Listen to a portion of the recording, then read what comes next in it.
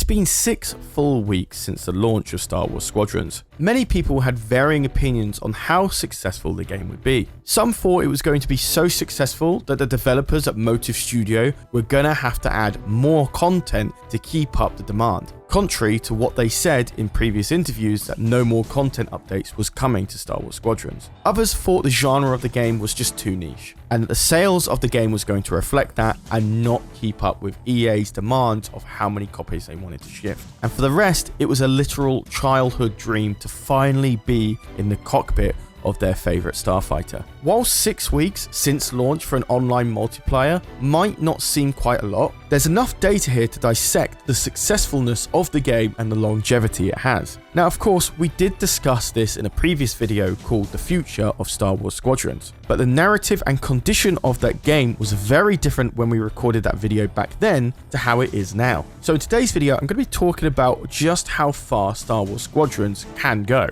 and what the developers at EA Motive could do to help give those players that are still playing the game just a little bit of hope. So my question of the day is, 6 weeks in with Star Wars Squadrons, was the purchase worth it for you? Let me know your thoughts and opinions in the comments down below. I'll read all of them and try to get back to some of you too. But with that done, let's get back to the topic at hand.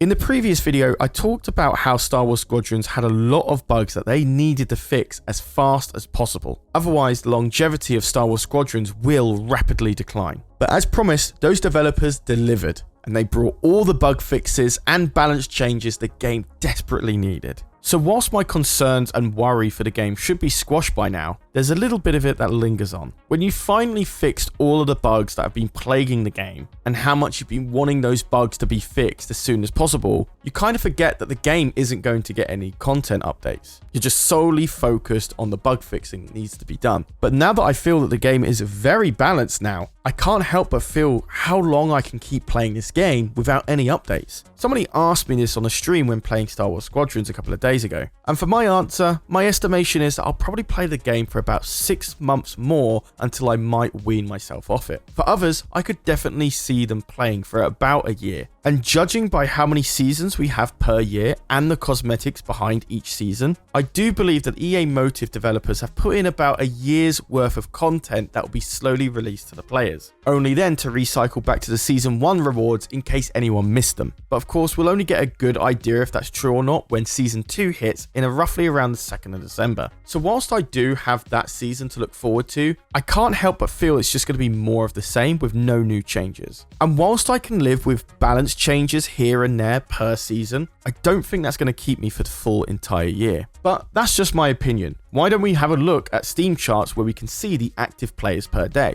Now you have to remember this game is a mass cross-platform game. For PC, you can get it on Steam, Epic Game Store, and Origin. For consoles, you can get it on the PS4, the PS5, the Xbox One, the Xbox Series X, and the Xbox Series S. So we are really splitting the amount of active players across very different platforms. So if you think these numbers do look low, fear not, because there's plenty more players across very many platforms that I can't get the data for. But just for good measure and example, let's take a really close look at these stats. We saw a steady decline of people playing the game all the way from launch day to roughly about the 18th of October, 16 days after the game's release. Now this is actually the most crucial time for the game's success. And whilst I wasn't worried about the decline of active players on the game, it wasn't too sharp, thankfully. It does beg the question of when that decline is going to stop, or at least ease up even more. Roughly on the 20th of October and onwards, it has definitely eased up a lot. That's where the game has finally found its niche, where most people are going to be playing the online multiplayer rather than the single player, and how good or bad the queue times are going to be. So we did see a very steady decline over the next 2 weeks since the 20th of October, but it was much slower, far slower than it was 2 weeks prior. But in fact, we did get a little bit of a bump as we came into the 2nd of November. This is likely for the anticipation of version 2.0, which added all of the bug fixes and balance changes that the game really needed. It kept the game's active players steady for the next week after that, and then we go back to a very slow decline over the next week after that. This decline is so slow, and mind you, it's going to get even slower, that I do believe the active player base will be pretty safe all the way until the end of 2021. Not to mention, we're going going to get a few upticks when the new season starts in Star Wars Squadrons, which again happens every 2 months. So we're definitely going to see a little bit of a bump on the 2nd of December,